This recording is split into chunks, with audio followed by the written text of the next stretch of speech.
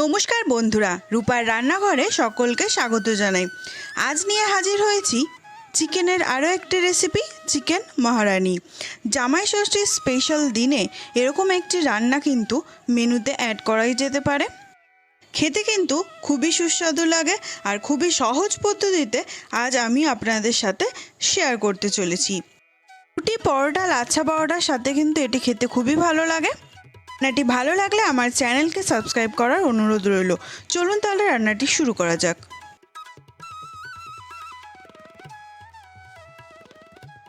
নিয়ে নিয়েছি সবই রকম সাইজের চিকেন। আমি লেগ পিসও নিয়েছি, আবার সলিড পিসও নিয়েছি।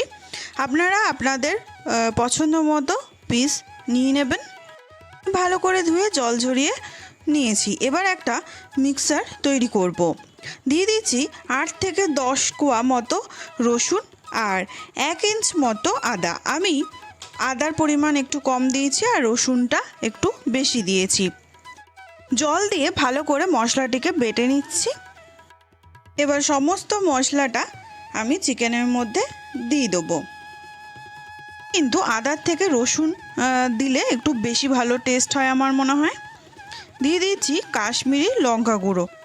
এই রান্নাতে হলুদ কিন্তু ব্যবহার করে না, মানে হলুদ লাগে না। দিয়ে দিচ্ছি সামান্য নুন। আমি ভালো করে চিকেনটাকে মাখিয়ে আধ ঘন্টা মতো ম্যারিনেট করে রাখবো। আপনাদের হাতে সময় না থাকলে কমপক্ষে 10 থেকে 15 মিনিট ম্যারিনেট করে রাখবেন। এটি প্রথম থেকে শেষ অবধি দেখার অনুরোধ রইল। এবার একটা ভাজা মশলা তৈরি করে নিচ্ছি। দিয়ে দিয়েছি 2টো শুকনো লঙ্কা, 2 চামচ মতো ধনে আর 1 চামচ মতো গোটা জিরে আর একটু কম, মানে 1 চামচের একটু কম মৌরি। এবার শুকনো খোলায় ভালো করে মশলাটাকে কিন্তু আমি ভেজে নেব। মশলা কিন্তু খুব বেশি লাল লাল করে ভাজবেন না, তাহলে মশলাটা পুড়ে যাবে। এখানে গ্যাসের ফ্লেমটি মিডিয়াম টু হাইতেই রয়েছে। আমি একটা সুন্দর গন্ধ বেরিয়ে এলে মশলা থেকে তারপরে নামিয়ে নেব আর একটা মিক্সার তৈরি করে নেব। দেখুন, আমি কিন্তু খুব স্মুথ মিক্সার তৈরি করিনি। একটু গোটা গোটাও না, আবার একদম স্মুথও মিক্স নয়। এরকমভাবে মিক্স করলে আমার মনে হয় খেতে কিন্তু খুবই ভালো লাগে রান্নাতে দিলে। আর ওই বাটিতেই দিয়ে দিয়েছি 8 থেকে 10টা কাজু বাদাম আর 4 চামচ মতো টক দই। আমি রুম টেম্পারেচারে রাখা টক দই ব্যবহার করছি। দিয়ে এটারও স্মুথ একটা পেস্ট আমি তৈরি করে নেব।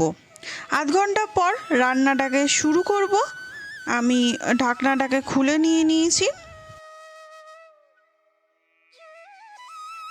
এই রান্নাটা পুরোটা সাদা তেলে হবে। আমি নিয়ে নিয়েছি 2 চামচ মতো সাদা তেল।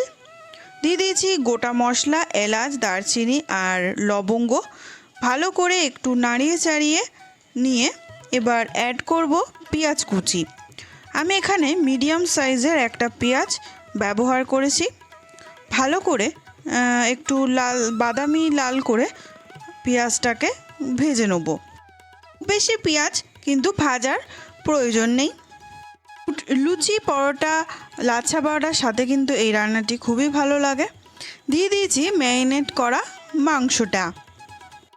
জামাই ষষ্ঠীর স্পেশাল দিনে একটু অন্যরকম স্বাদের যদি চিকেন জামাইয়ের জন্য পরিবেশন করতে চান, তাহলে কিন্তু এই রেসিপিটি একবার ট্রাই করতে পারেন। খেতে কিন্তু খুবই সুস্বাদু হয়। দেখুন, আমি এই রান্নাটি একটু ঢাকা দিয়েই করব। যে ভাজা মশলাটা তৈরি করেছিলাম, কিছুটা ভাজা মশলা আমি এখনই দিয়ে দেবো, কিছুটা ভাজা মশলা আমি রেখে দেবো পরে দেওয়ার জন্য। এবার ভালো করে নাড়িয়ে চাড়িয়ে ঢাকা দিয়ে আমি কিন্তু মাংসটাকে কষিয়ে নেব। এই রান্নাতে কিন্তু জলের ব্যবহার একদমই করব না, মানে একদমই জল দেব না।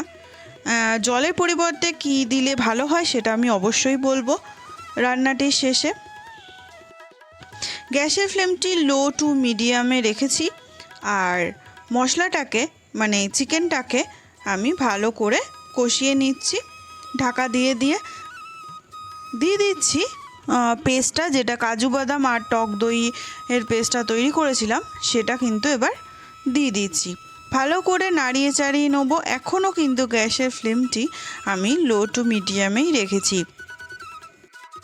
পুরো রান্নাটাই কিন্তু আমি খুব আস্তে আস্তে গ্যাসে ফ্লেম দিয়ে মাংসটাকে কষিয়ে নেব। এই রান্নাতে কিন্তু হলুদের ব্যবহার হয় না, কিন্তু খুবই সুন্দর একটা কালার হয়। কাশ্মীরি লঙ্কা গুঁড়ো আমি ব্যবহার করেছি, আপনারা চাইলে কাঁচা লঙ্কাও ব্যবহার করতে পারেন এই রান্নাতে।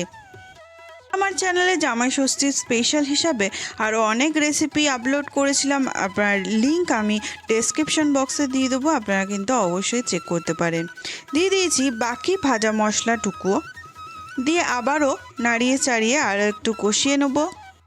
জামাই ষষ্ঠীর স্পেশাল দিনে অনেক রকমের কিন্তু ড্রিঙ্কসও আমরা করে থাকি জামাইয়ের জন্য, সেটাও কিন্তু আমি আমার চ্যানেলে দিয়েছিলাম, সেই লিঙ্ক আমি ডেসক্রিপশন বক্সে দিয়ে দেবো, আপনারা চেক করতে পারেন। দিয়ে দিয়েছি রোস্টেড কাসুরি মেথি। আমি রোস্টেড কাসুরি মেথি হাতের মধ্যে ঘষে তারপর রান্নাতে দিয়ে দিয়েছি। আমার চিকেনটা কিন্তু একদমই সেদ্ধ হয়ে গেছে, তাই কারণে আমি কাসুরি মেথিটা দিয়ে দিচ্ছি। আপনাদের যদি চিকেন সেদ্ধ না হয়ে থাকে তাহলে জলের পরিবর্তে 1 কাপ দুধ ব্যবহার করতে পারেন, সেটাতেও চিকেনটাকে সেদ্ধ করে নিতে পারেন। আমার চিকেন সেদ্ধ হয়ে গেছে, তাই কারণে আমি কাসুরি মেথি দিয়েছি। চিকেন সেদ্ধ হয়ে গেলে, কমপ্লিট হয়ে গেলে, কষানো হয়ে গেলে দেন আমি কিন্তু কাসুরি মেথি ব্যবহার করব। নামানোর আগে ব্যবহার করছি ফ্রেশ ক্রিম।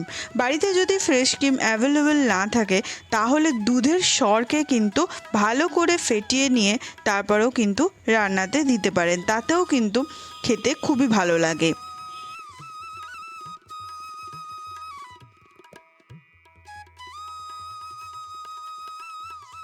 চিকেন মহারানি কিন্তু একদমই রেডি হয়ে গেছে। কিছুক্ষণ স্ট্যান্ডিং টাইমে রেখে দেওয়ার পর আপনারা সার্ভ করে নিতে পারেন রুটি, পরোটা, লাচ্ছা পরোটার সাথে। এটা কিন্তু খেতে খুবই ভালো লাগে, খুবই সুস্বাদু এই রান্নাটি আজ আমি আপনাদের সাথে শেয়ার করেছিলাম। রান্নাটি আপনাদের কাছে কেমন লাগলো অবশ্যই কমেন্ট করে জানাবেন। আমার চ্যানেলে নতুন বন্ধু হয়ে থাকলে আমার চ্যানেলটিকে সাবস্ক্রাইব করার অনুরোধ রইল। পাশে থাকা বেল আইকনটি ক্লিক করে দেবেন, যাতে আমার চ্যানেলে নতুন কোনো রেসিপি এলে, নতুন কোনো ভিডিও এলে আপনাদের কাছে খুব সহজে পৌঁছে যেতে পারে। আজকের মতো এইটুকুই, দেখা হচ্ছে নেক্সট কোনো রেসিপি নিয়ে। ভালো থাকবেন, সুস্থ থাকবেন আর সকলকে ভালো রাখবেন। নমস্কার।